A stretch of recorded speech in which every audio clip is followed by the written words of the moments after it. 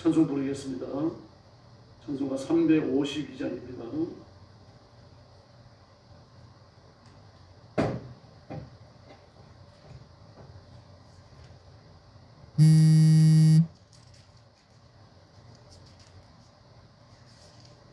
찬송가 352장 부르겠습니다.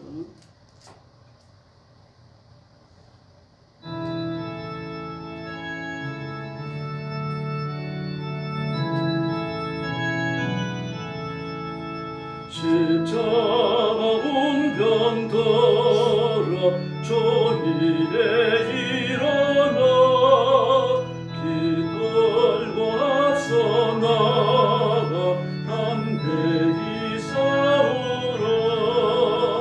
주께서 성전하고 영광을 얻도록 누군데 이기게 하시네.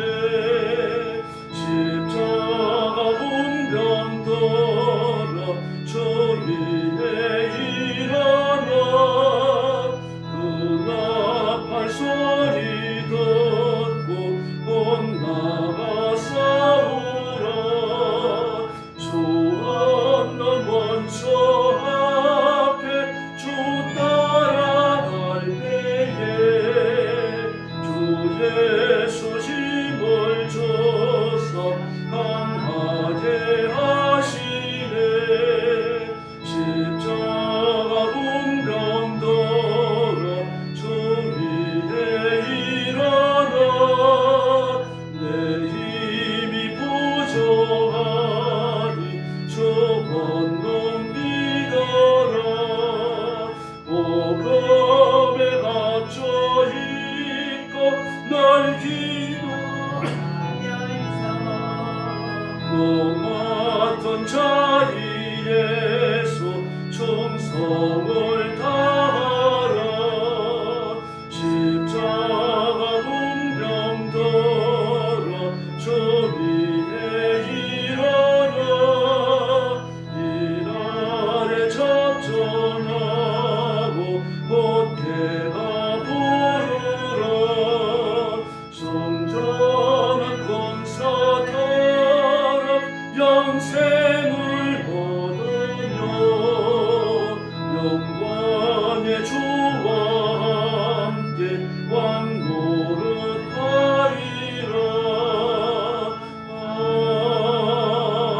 아멘. 할렐루야. 353장 부르겠습니다. 353장입니다.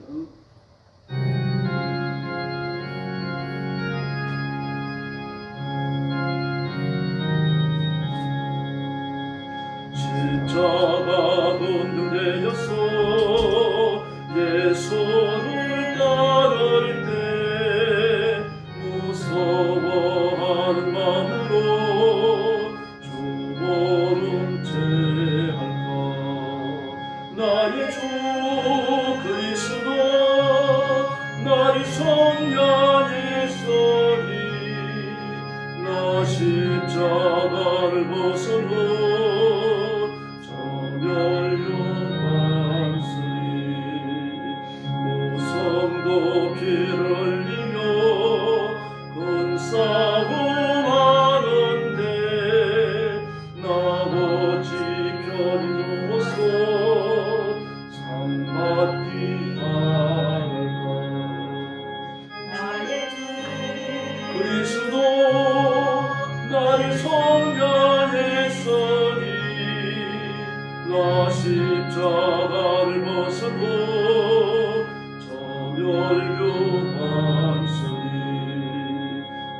이제 양반 세상에 수많은 원수들 날 유혹하고 해치나 내 주만 따르리. 나의 주 그리스도 나를 성량했으니 나 십자가를 벗고 저멸류 만쓰니.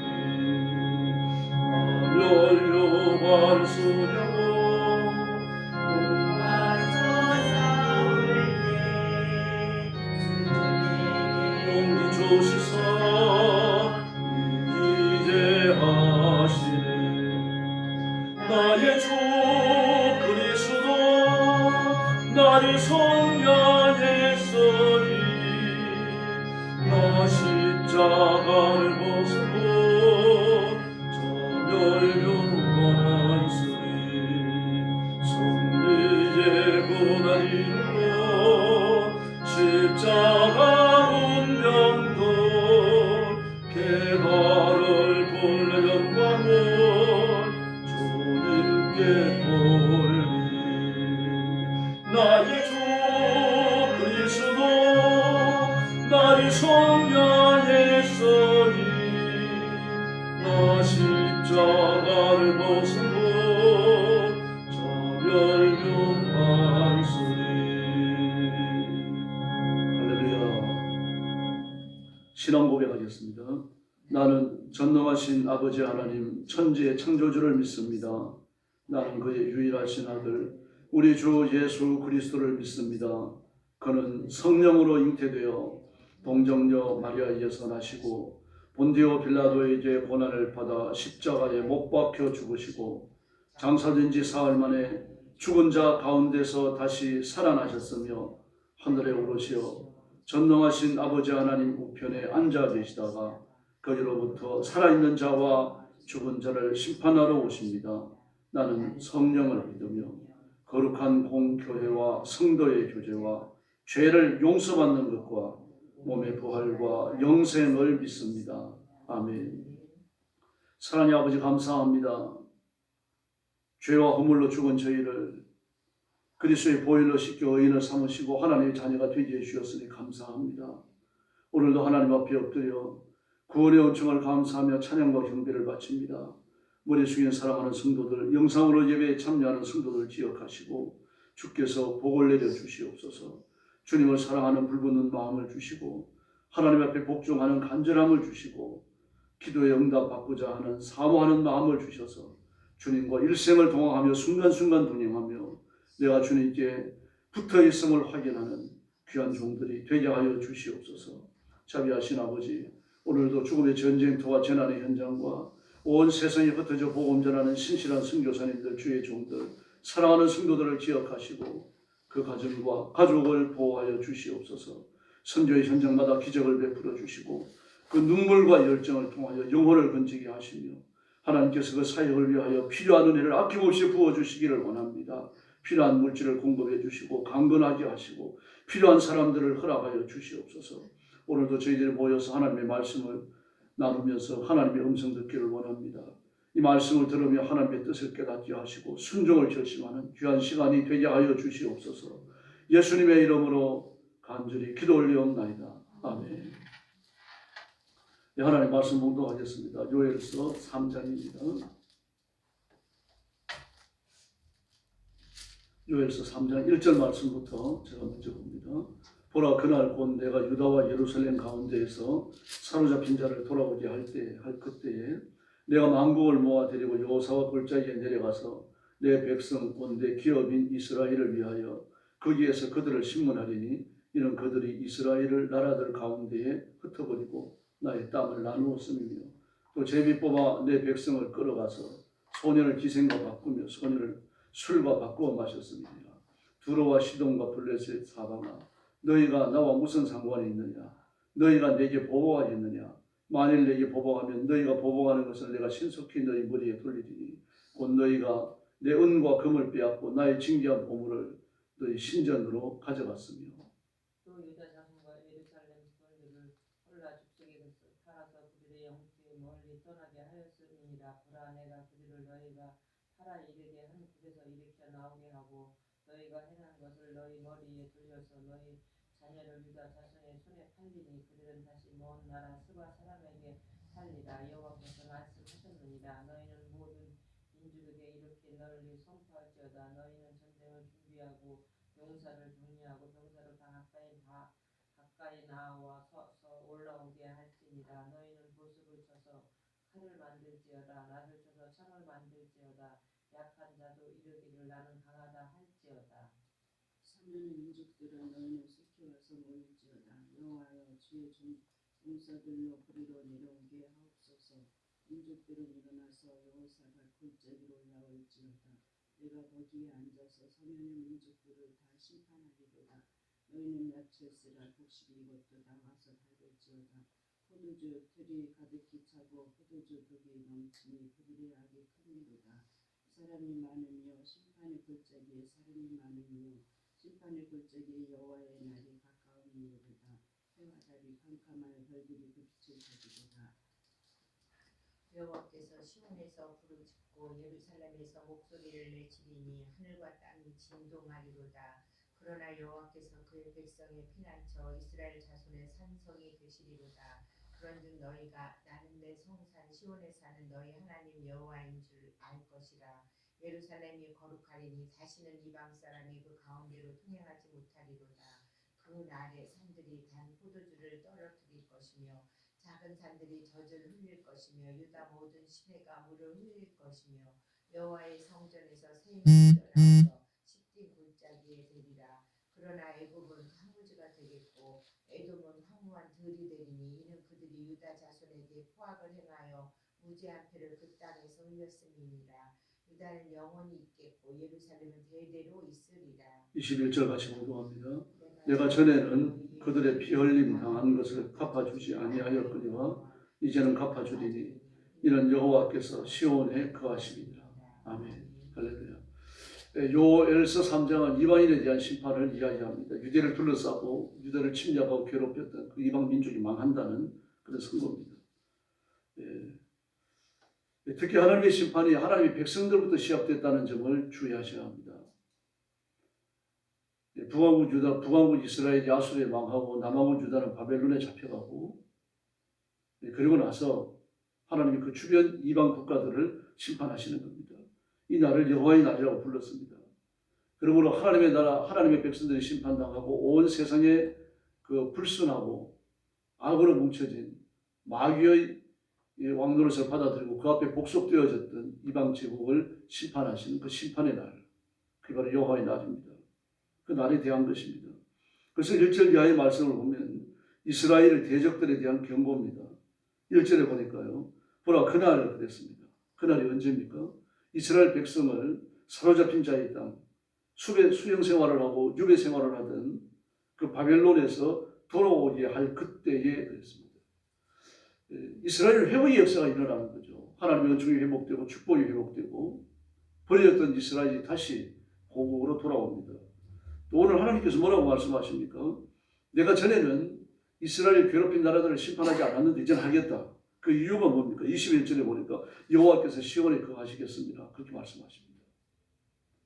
하나님께서 다시 재건되어진 성전 안에 좌정하시면서 그 백성들의 왕이 되셔서 그 백성을 이끄시겠다고 하는 하나님의 의도가 이렇게 드러나고 있습니다. 그래서 2절에 보니까 내가 만국을 모아서 여호사밧 골짜기로 내려간다. 내가 만국을 모아 데리고 여호사밧 골짜기로 내려간다. 예루살렘으로 시온산으로 돌아오신다는 말입니다. 근데 내가 그럽니다. 내가 모아서 데리고 내가 내 백성을 이끄는 사령관이 되고 내가 내 백성을 이끄는 왕이 되어져서 제일 선두에서 그 백성들을 이끌고 오겠다라고 말씀하십니다. 그래서 이 축복의 날이 얼마나 그 감격스러운 메시지였던지요. 이사야 40장에 보면요. 너희는 내 백성에게 맺혀라. 내 백성에게 고하라. 그렇게 말합니다. 산들은 낮아지고 골짜기는 도두어지고 하나님 왕이 되셔서 그 백성을 이끌고 오니까 왕의 길을 예비하라는 말입니다. 물론 예수님의 탄생과 관련이 있고 예수님의 재림과 관련이 있습니다만 역사적으로는요. 바벨론의 수용 생활을 마치고 돌아오는 그 과정을 설명하는 겁니다.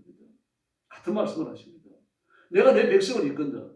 우리를 이끄시는 분은 우리의 지도자, 우리의 인도자는 여호와 하나님이신 줄로 믿습니다. 그래서 그 백성들을 이방인들이 전쟁의 화마로 징계하도록 하나님께서 허락하셨다고 말합니다. 그 과거고 지금은 아니라고 말씀하십니다. 그 이스라엘 백성들이 겪었던 고난을 이제 이야기합니다. 그들이 내 나라, 내 백성들을 이방 가운데 흩어버렸다. 나의 땅을 나누어 가졌다. 제비 뽑아서 내 백성을 끌고 와서 소년과 기성을 술과 바꿔 마셨다. 무섭습니다. 내 백성을 끌고 와서 소년을 기생과 바꾸고 소년을 술과 바꿔 마셨다. 이 노예살인이라는 얘기죠. 그러니까 6절에 나오잖아요. 또 유다 자손과 예루살렘 자손을 헬라 족속에 팔아 넘겨서 저저 포로들을 돈을 받고 팔아 넘겼다는 이야기예요. 아마 성경에 나오는 최초의 노예상인에 대한 기록일 겁니다. 이런 더러운 일을 했습니다. 그래서 2절 중간에 보니까 뭐라 그럽니까? 이스라엘 위하여 거기서 그들을 신문하리니 그랬습니다. 그들이 지은 죄, 이방 국가가 지은 죄를 하나님께서 신문하겠다는 얘기입니다. 하나님의 법정에서 하나님의 재판관이 되셔가지고 그들을 아주 무섭게 야단치겠다는 이야기입니다.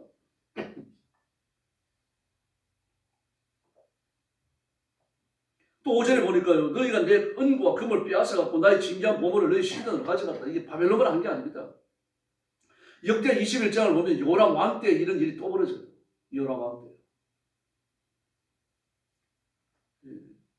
그래서 하나님께서 너희가 팔려간 그 땅에서 너희가 수영생활하던 그 땅에서 7절 하반절에 보니까 너희 머리를 돌려서 라고 말합니다. 너희 머리를 돌려서 하나님을 바라보도록 약속의 땅을 바라보도록 시온산을 바라보도록 하나님의 성전을 바라보도록 너희 머리를 내가 돌리겠다.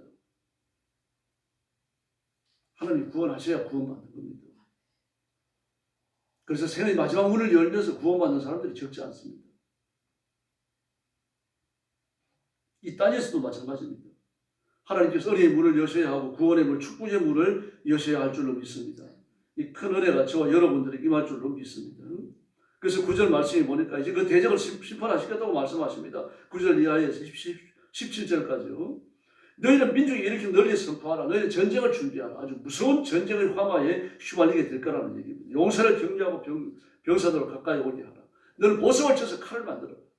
무서운 전쟁이 일어나는데 그 전쟁을 이기기 위해 가지고 한껏 준비하라는 얘기입니다. 그럼 어떤 준비를 하더라도 헬라의 말발포발에 다 밟혀버립니다. 세계가 평정되잖아요. 전 세계적으로 처음으로 나타났던 제국이 아시리아 제국이죠. 그 다음에 바벨론 제국입니다. 그 다음에 헬라 제국이죠. 그런데 바벨론 제국이나 헬라 제국이나 역사가 길지 않아요. 그래서 몇십 년입니다. 아시리아 제국이 조금 멀리 갑니다만 그래도 그것도 100년 안 넘어요. 그 제국이라고 하는 것은요, 역사에 잠깐 나타나다 사라지는데 하나님의 일을 하기 위해서 하나님이 그렇게 조직하신 겁니다. 말씀드립니다만 제국은 아주 큰 나라를 말합니다. 여러 인종과 여러 언어, 여러 국경선을 나라 안에 다 갖고 있어야 됩니다. 아하수에로 왕 때는 127도였죠. 127개국이 정복다 해가지고 한 국가의 카테고리 안에 있었던 겁니다.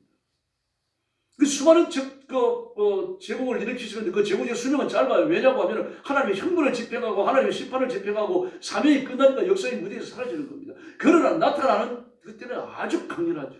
그래서 오늘 말씀하시는 겁니다. 너희가 온 힘을 다해서 병사를 만들고 무기를 만들고 전쟁을 다 준비해봐라. 그리고 헬라가 오면 너희가 순식간에 옵니다. 그래서 11절에 보니까 사면의 민족들아 너희는 속히 와서 모일지어다. 그렇게 말합니다. 모여봐야 소용없습니다. 살기 위해서요. 나가서 항복해야 됩니다. 똑같은 원리가 있는 거죠. 항복하고 왕이 나가서 왕관을 바치면서 엎드리는데 어떤 잔인한 왕이 그 나라를 짐승처럼 밟겠습니까? 그래서 12절에 보니까 너는 다 여호사밧 골짜기로 내려와. 이방인들에 대하여 말합니다. 내가 거기서 너희를 심판하겠다. 그럼 그렇게 많은 국가들이 여호사밧 골짜기로 모입니까? 모일 수가 없죠. 그 여호사밧 골짜기로 모이라고 하는 이유가 뭡니까? 하나님이 거기 계시겠다는 얘기입니다. 하나님이 심판을 행하시겠다는 얘기입니다. 다시 말해서 여호사밧 골짜기의 상징적인 이름이죠. 실제로 심판을 행하는 것은 세계 제국이에요. 그 제국을 들어서 이 사면에 있는 이방 민족들, 이스라엘 괴롭혔던 백성들을 하나님께서는 벌하시겠다는 얘기입니다. 그래서 말씀하십니다. 13절에서요. 낫을 쓰라 곡식이 익었다. 와서 밟으라 포도주 틀이 가득하다. 포도주 독이 넘친다. 아직 크다. 무슨 말입니까? 이제 추수할 준비가 끝났으니까 추수하라 그 뜻이 아니고 임계질량이 이르렀다는 얘기입니다. 곡식이 익었고 포도주 틀이 가득하고 포도주의 독이 넘치고 전부 다 임계질량이 넘어버렸어요. 그들이 이스라엘을 괴롭히고 이스라엘을 심판하던 그들의 임계질량이 넘었기 때문에 이제 심판하시겠다는 얘기입니다. 지금도 마찬가지입니다. 역사의 부패가 거기에 달하면요. 하나님의 심판의 금을 터십니다. 우리나라라고 해서 예외가 아닙니다. 그래서 민족의 성결을 위해서 기도해야 됩니다. 정치마당이 타락하면요. 하나님 정결의 금을 보고시는 거예요. 그래서 정치인들을 위해서 기도해야 됩니다. 다 예수 믿고 구원받게 해달라고요. 악을 쓰면서 공산주의를 하겠다고 하는 사람들 다 정치에서 손을 떼도록 해야 됩니다. 정말 하나님을 두려워하는 사람들이 정치를 해야 됩니다. 그래야 나라가 성결해지고 깨끗해지는 거죠. 그러면서 14절 이하의 말씀을 보니까요. 심판 후에는 하나님께서 자기 백성들에 대해서 자비와 번성과 회복의 역사를 일으키시겠다고 말씀을 하십니다. 사람이 많으며 두 번이나 반복했어요. 어떤 사람이 많다는 이야기입니까? 심판의 골짜기. 다시 말해서 하나님이 심판하시고자 하는 자는 남김없이 다 심판하신다는 이야기입니다. 그 심판의 금을 피해갈 자가 아무도 없다는 이야기죠. 해와 달이 캄캄해지고 별들의 빛을 거두고 예수님의 재림 때나 이루어질 말씀을 여기 쓰고 있습니다. 그런데 전쟁이 그렇게 참혹할 것을 보여주는 말씀입니다. 그러면서 18절에 보니까 그날에 그랬습니다. 그날. 하나님이 이스라엘 백성들을 구원하시는 그날에 산들이 다 포도주를 떨어뜨리고 작은 산들이 저절을 흘리고 예수님이 하시는 일이잖아요. 초막절 수전제래요. 그 초막절 가운데 물 붓는 절기가 있습니다. 제가 초막절에 대해서 여러 번 설명해드렸죠. 그 물 붓는 절기가 있을 때 물을 붓는 그 현장에서 수전제를 지키는 현장에서 말씀하십니다. 너희 목마른 자들은 내게 오라. 포도주와 젖을 사라. 그러나 값없이 사라. 이 말씀은 계시록에도 또 말씀되어져 있죠. 포도주와 젖을 사라. 생명수를 말합니다. 그 배에서 솟아나는 영생하도록 솟아나는 성령님을 가리키는 말씀이죠.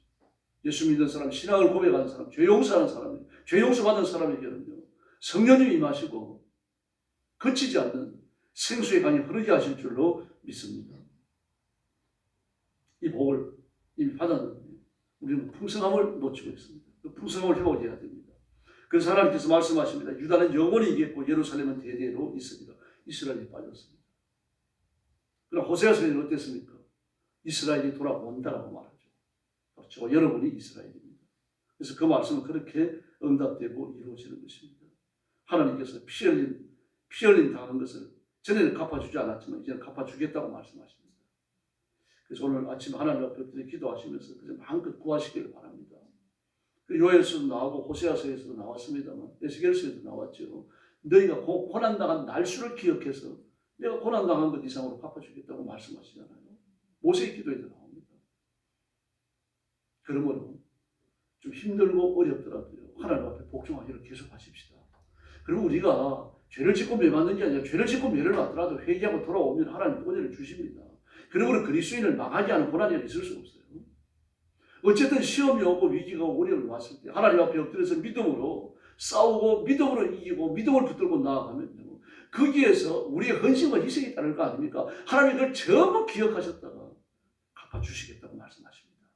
주실 때 어떻게 주십니까? 풍성히 주십니다. 그것만 계산해갖고 말입니다. 50원, 100원 이래가 주시는 게 아니라 풍성하게 주신다는 말입니다. 풍성한 은혜를 구하시기 바랍니다. 그리고 하나님의 복을 받고 하나님의 은혜를 입고 성령의 권능으로 무장하는 귀한 성도들이 되기를 예수님의 이름으로 축원합니다. 자비로우신 아버지 하나님 감사합니다. 오늘 아침도 저희들을 하나님 앞으로 불러주시고 엎드려 경배하고 기도하며 하나님의 은혜를 구하도록 역사해 주셨으니 감사합니다. 이 시간 주의 성령께서 능력과 권능으로 임하셔서 저와 성도들을 사로잡으시고 우리 입술의 강구와 주님 전에 상달되는 거룩한 시간이 되게 하여 주옵시기를 간절히 원합니다.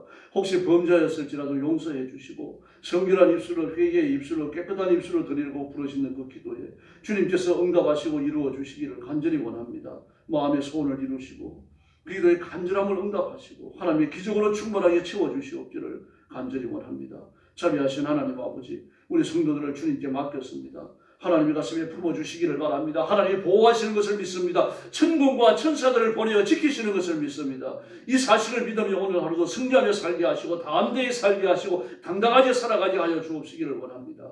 가정을 지켜주셔서 온 가족이 예수 믿고 그리고 가족이 믿음 위에 굳게 서며 자녀들이 번성케 하여 주옵시기를 간절히 원합니다. 우리 교회를 주님 앞에 맡깁니다. 깨어있는 교회가 되게 하여 주옵소서. 믿음의 순수한 말씀의 성기를 지켜내는 교회, 대환란을 준비하는 교회, 예수님의 재림을 준비하는 지혜로운 신부된 교회가 되게 하여 주시옵소서. 우리 교회에 구원의 문을 열어주시고 회복의 문을 열어주시기를 간절히 원하고 기도하옵나이다. 하나님의 말씀이 그리스도의 보혈의 생수의 강이 되어 흐르는 교회가 되게 하시고 들어오는 심령마다 은혜 받는 큰 역사가 일어나게 하여 주시옵소서. 자비하신 하나님 아버지, 우리나라와 민족을 주님 앞에 맡깁니다. 대통령과 온 정치인들이 예수 믿고 회개하게 하시고 하나님을 두려워하게 하여 주시기를 바랍니다. 끝까지 고집하며 공산주의를 하고자 하는 자들은 정치에서 주님 돌아서 내치게 하여 주시기를 바랍니다. 그들이 정치에서 떠나가게 하시고 하나님을 두려워하는 자들이 정치하게 하여 주시옵소서. 전능하신 하나님 아버지, 오늘 새벽도 기도하기 위하여 왔습니다. 아무도 빈 마음으로 가지 마시고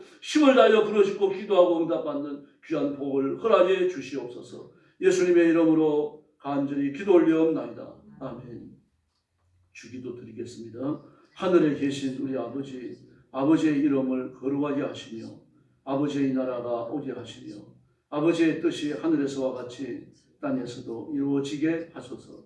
오늘 우리에게 일용할 양식을 주시고 우리가 우리에게 잘못한 사람을 용서하여 준 것 같이 우리 죄를 용서하여 주시고 우리를 시험에 빠지지 않게 하시고 악에서 구하소서.